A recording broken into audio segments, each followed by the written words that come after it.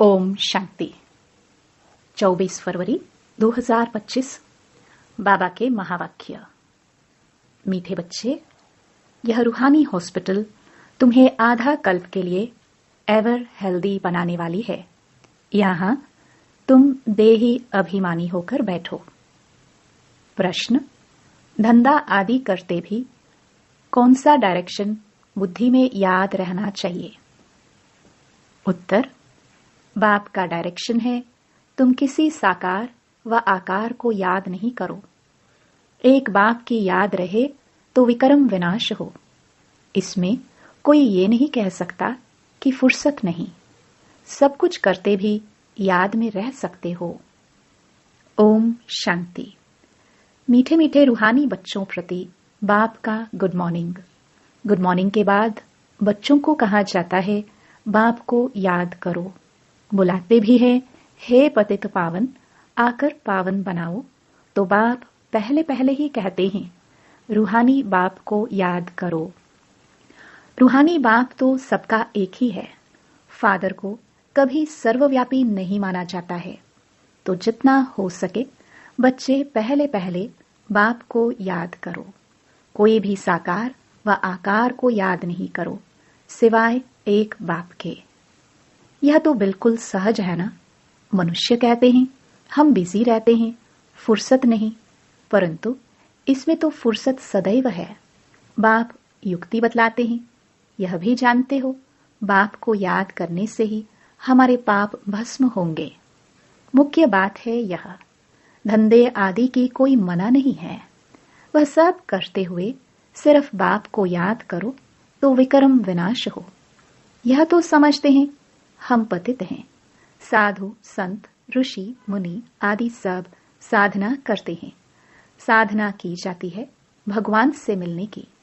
सो जब तक उनका परिचय न हो तब तक तो मिल नहीं सकते। तुम जानते हो बाप का परिचय दुनिया में कोई को भी नहीं है। देह का परिचय तो सबको है। बड़ी चीज का परिचय झट हो जाता है।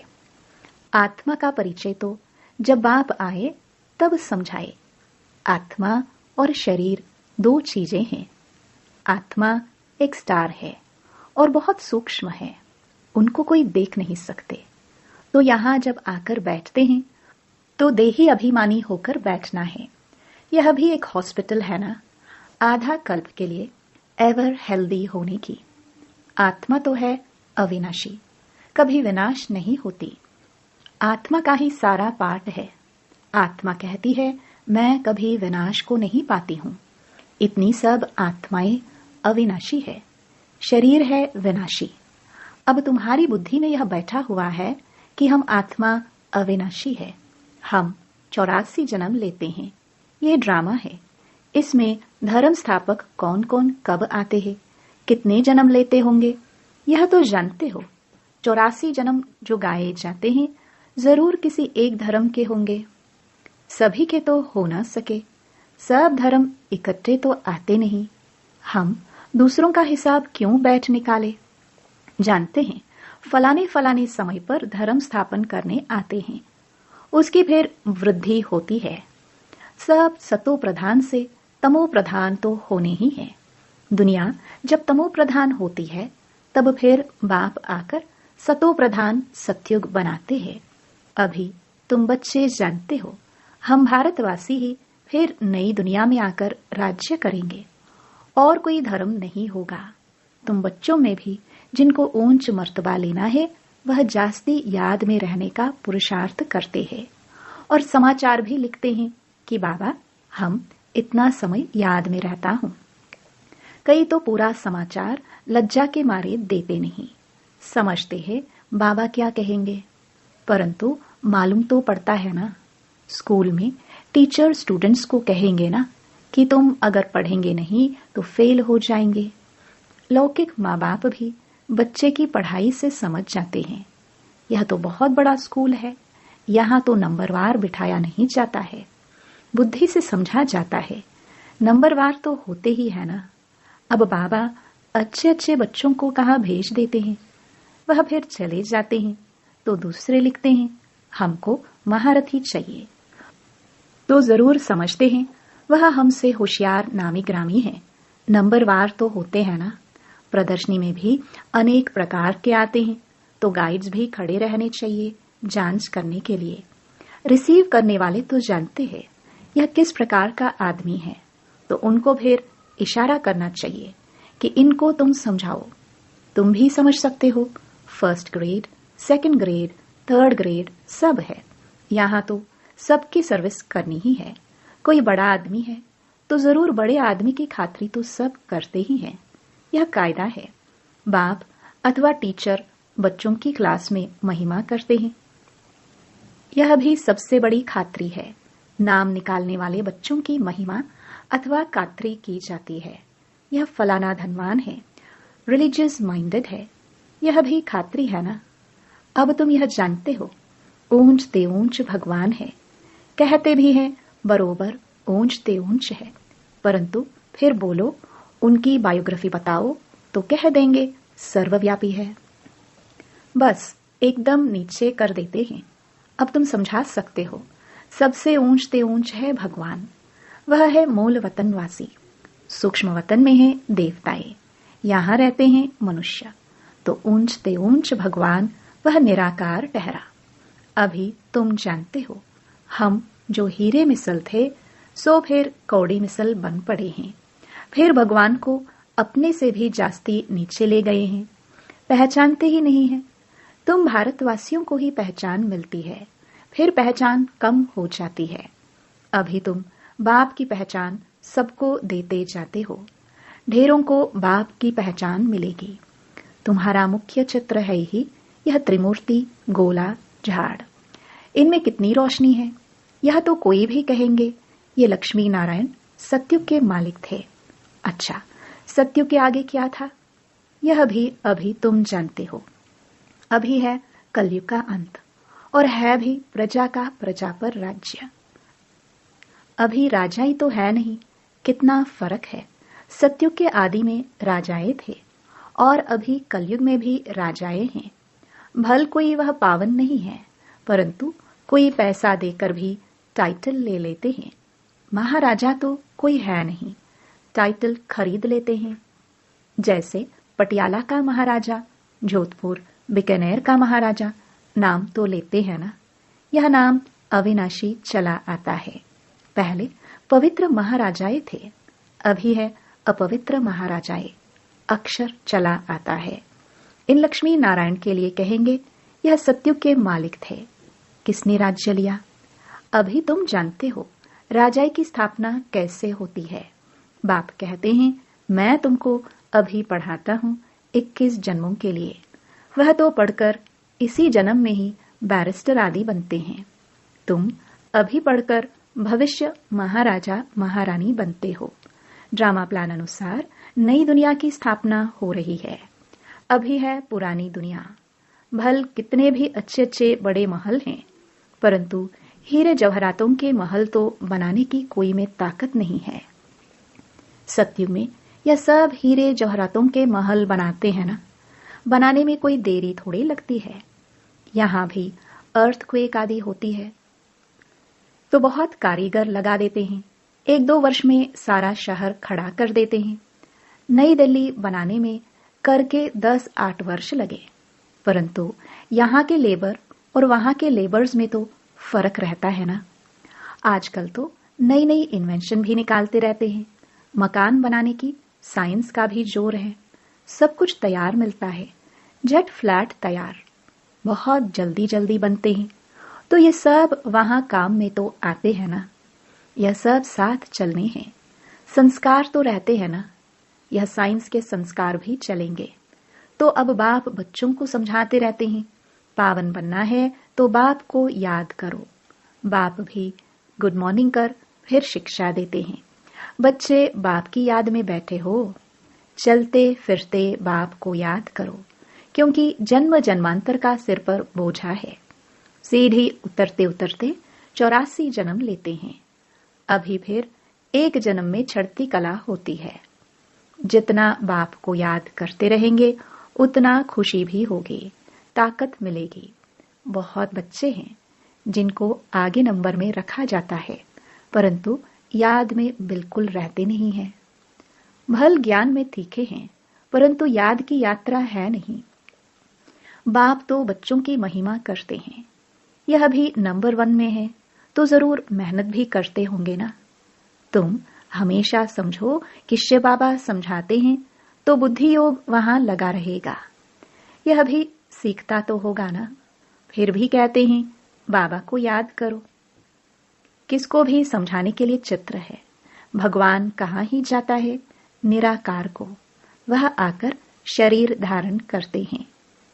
एक भगवान के बच्चे सब आत्माएं भाई भाई हैं, अभी इस शरीर में विराजमान है।